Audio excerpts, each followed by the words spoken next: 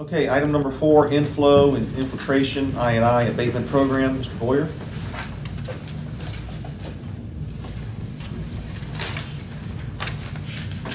And this is in your email and on the box drive. An extra. And you've got paper copies. Just to be safe.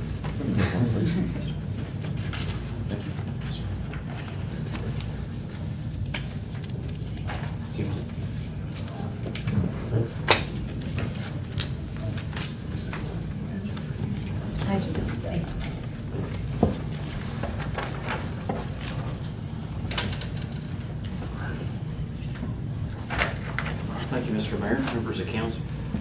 For the last few months, I had come up a couple of times, so we said we would kind of come back and just go over some of what we've done and kind of what we're getting ready to do. So we kind of put together a presentation just explaining that.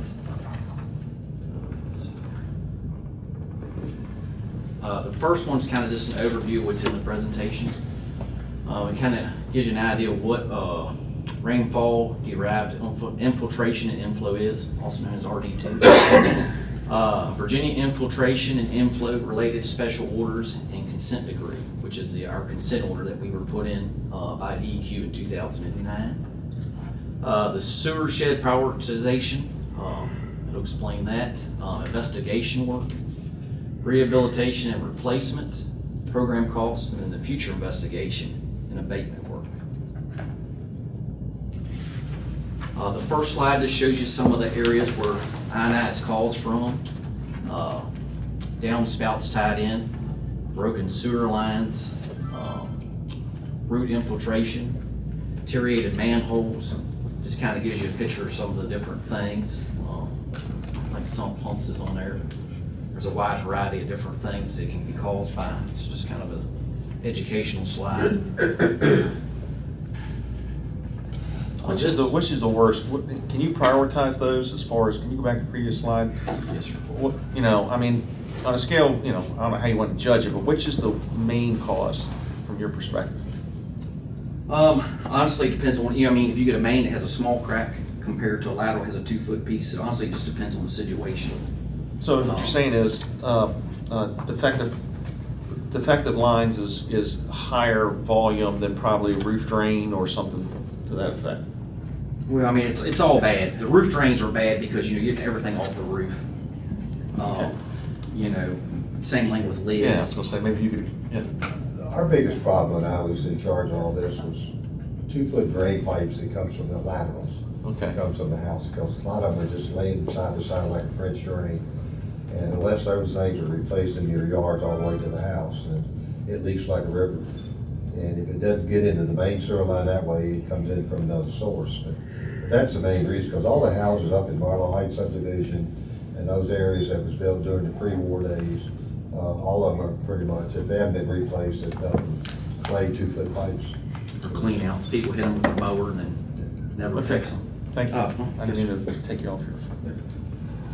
I thought it was clay pipes that we have in numerous numbers of. Clay, concrete, we still have some Orangeburg. I mean, have we prioritized that? Mhm. I mean, those are the big culprits that I've noticed. Yes, sir. Do we know what areas, or, were they put in the 40s, 50s, 60s? Yeah, we're gonna get to that. Okay. This slide here just shows you some of the other localities in the state of Virginia that are also under consent order. Like I said, the town's been under consent order since 2009. Salem and the Western Virginia Rural Water, which is the Roanoke area, they've been under there since '04. They're the only ones I'm real sure of. Percival got out of theirs a few years ago. This kind of gives you some ideas of the other areas in Virginia. It's currently under consent order too. Kind of based off what Mr. Seelot was saying, we took the whole town sewer system and broke it down into 9 meter sheds and flow meter those to see exactly when we get rain where the peak flows are the highest. So we knew what areas we needed to work on first. FR 6 and 7 is what we're working in now. We just had a pre-bid meeting last week to do a bunch of CIPP lateral and main lining, and we're getting ready to put out an open cut bid here in the next couple of weeks to replace some pipe in those. And then we're gonna go back and flow monitor again to see how much that's cut out. FR1 is the next worst. We're actually working in FR5 now with the Okay, DEQ. I'm sorry, Mr. Boyer, I have no idea what you're talking about. I can't read it, so can you go up and point? Yeah. So each different color is a different basin. See the different colors? It'll give you the basins. But what it is, it's broke down into nine basin areas to where they tie in. So you would put a flow meter here, here, here, here, and where each one ties in to see where you're getting the most flow. And it'll actually be a chart that'll show you here in a minute. It'll show you the normal flow and the peak flow. These are current meters. Well, they were in. They're not in there now. But yes, they were in there for several months, about a year and a half ago. Got it, okay? Yes, sir. And the color coded, what does that represent on the? It's hard to see on it, but actually each color means a different basin area, just so you know what. So it's just basin how- areas, it Yeah. has nothing to do with degrees? No. I can't read it. But yeah, that's just to show how many of the what is in the different basin areas. Got it, okay. And, but yes, sir. This is one from FR7. This kind of shows you how high it peaked. Of course, that was like during over a little 4-inch rain, so that was a good bit of rain there. The next one actually shows all 9. So if you look here, it gives you your MGD on an average day. Like if you look here, FR7 is 0.81. When it rains, it went up to 3.02. So that just shows you the difference. That gives you all your different ones. Like FR6 and 7 is where we're at now, the 2 worst ones. So Robbie, really, the main ones are downtown. Blue. Yep, yep. Downtown. Village still has a lot. Yeah.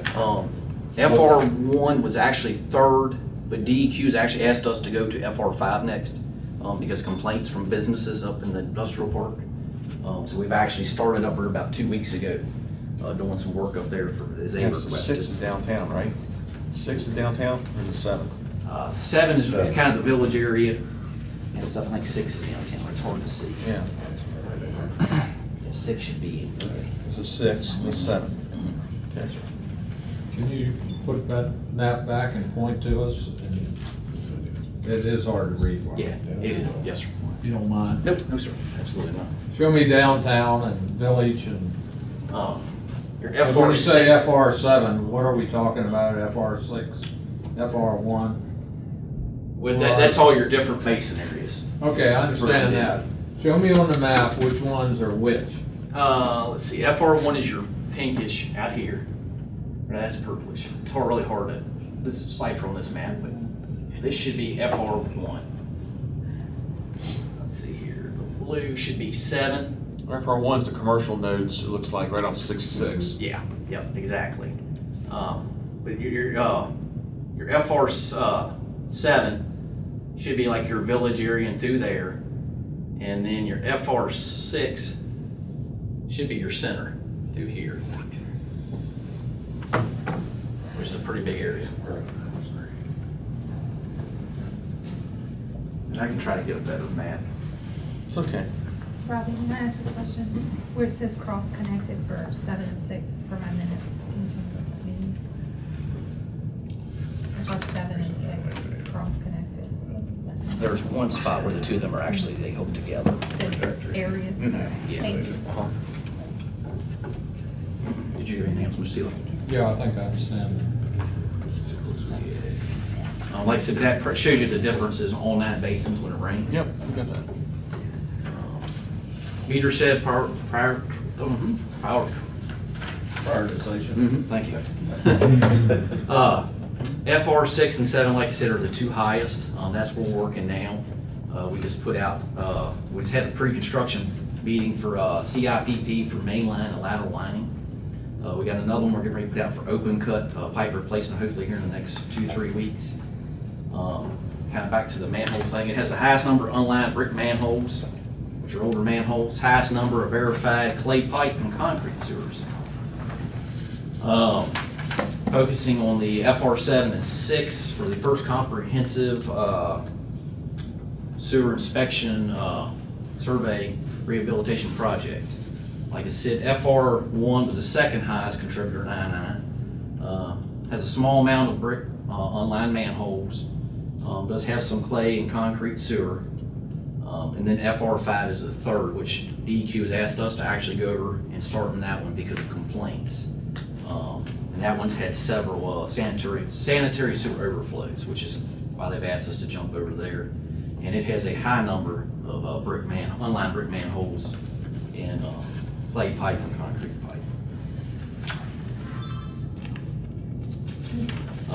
This since 2016, we got 2,839 manholes total.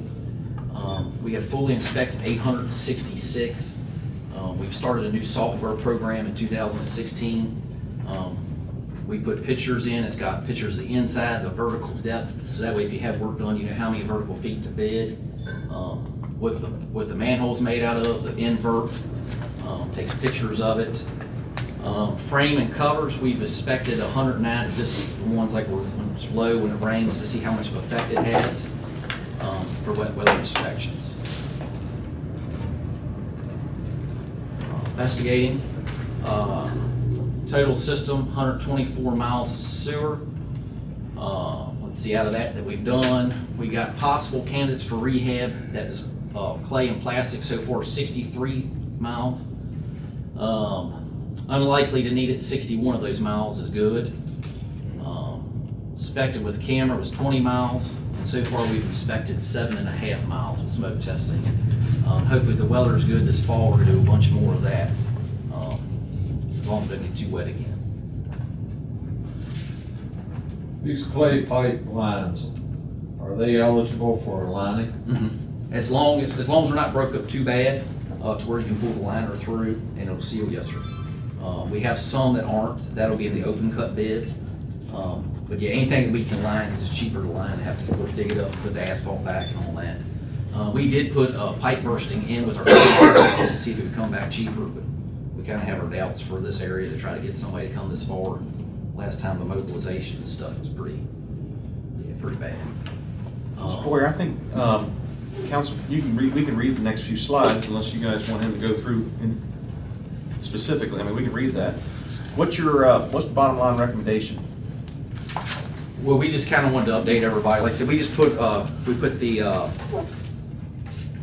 project out to bid for the main line lining and the lateral lining. The open cut, and like I said, with the pipe bursting, we got in the next couple of weeks. Where's that gonna be? 6 and 7, FR 6 and 7.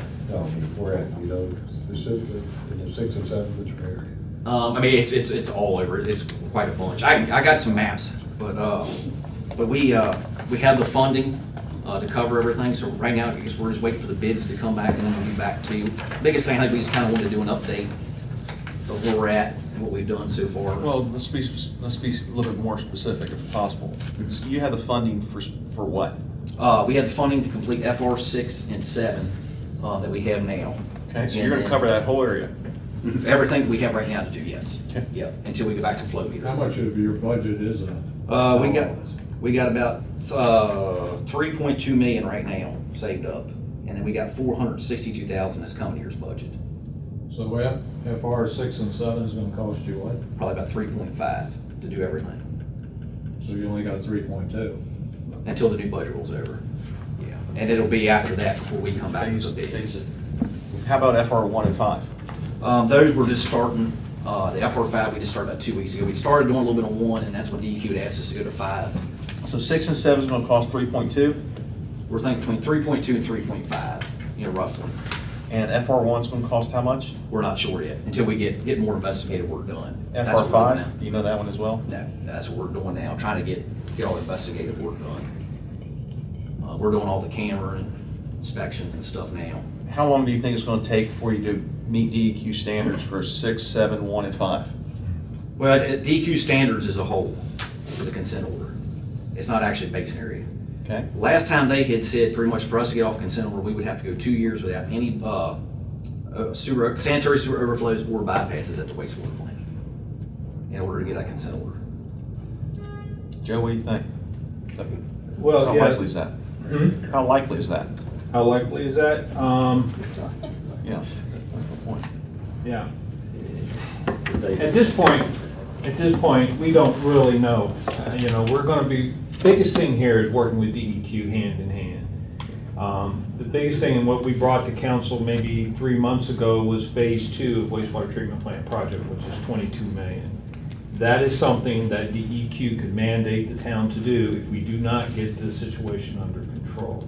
So that's why it's very imperative that we stay hand in hand with DEQ and comply with all that they're doing. Just for example, what Robbie brought up was, they've been having us working on these two areas, but now they're asking us to put a little bit more focus on FR5 due to complaints over at the industrial park. I'm not sure what the industrial park is called there, off Commerce. But there has been citizens that have called and complained to DEQ, so they've come What's back. their complaint? Hmm? What is their complaint? Surging manholes in that area, as well as Popping them. issues with being able to flush their commodes during high flow events. That sounds like a blockage someplace. No, it's just too much water. The Volume. pipes can't take it. It's just too much. It's full on, yeah. I mean, that's been there forever. It's not gonna happen. The problem then, again, when I was here, we tried to consider going into houses and do the laterals. And I still say the laterals are our main problems. And at that time, we were pretty much told that it would be better not to get involved with a private owner and doing that.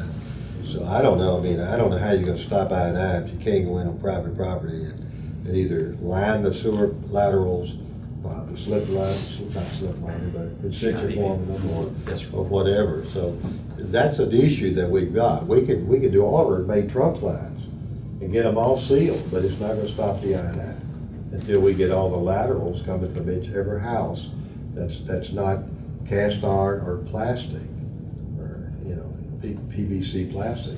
Because they're, like I said, they're either Orangeburg, which is paper pipe, some of them are clay, some of them are cement, and then some of them are laid in 2-foot joints.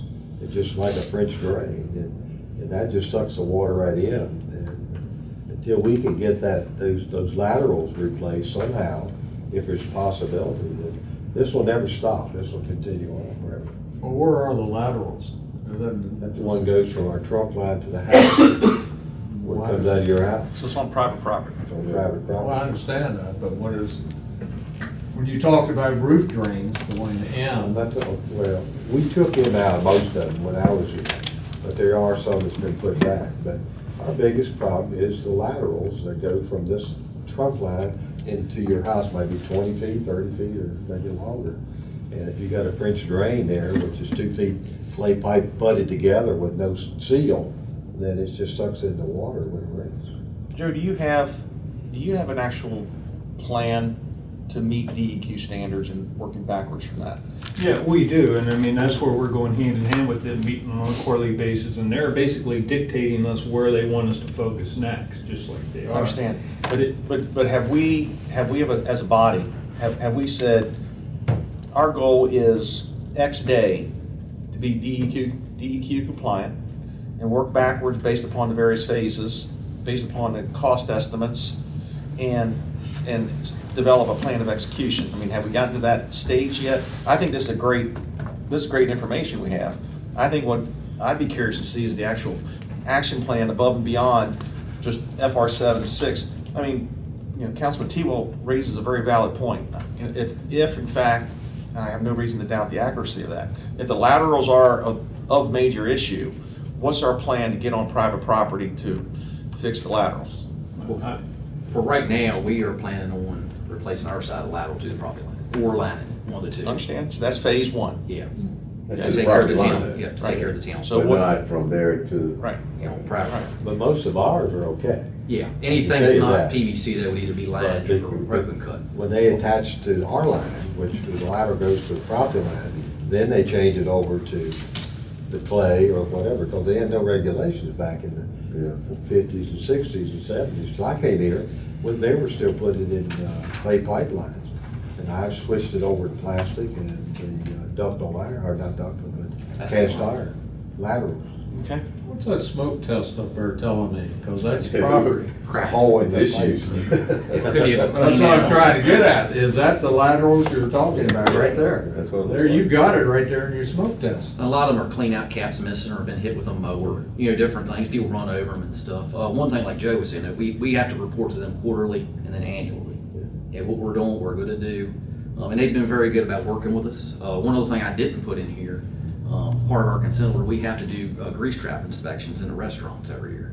To make sure, that they're maintaining them, they're not discharging all that grease out into the sewer systems to cause more overflows. That's one thing I didn't put in here. So are you telling me the property owner has no responsibility on that smoke test right there?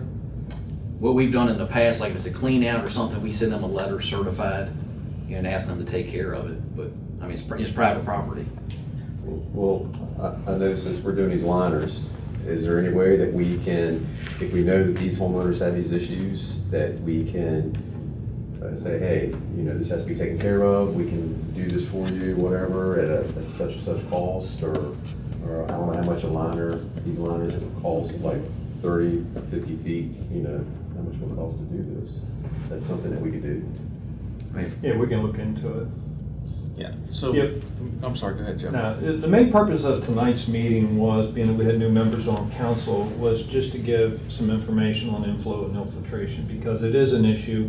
It is somewhat of a concern on mine for the fact that DEQ is holding that phase 2, $22 million project over our heads. So that's why I'm very sensitive to DEQ. That's why we're complying with everything they had.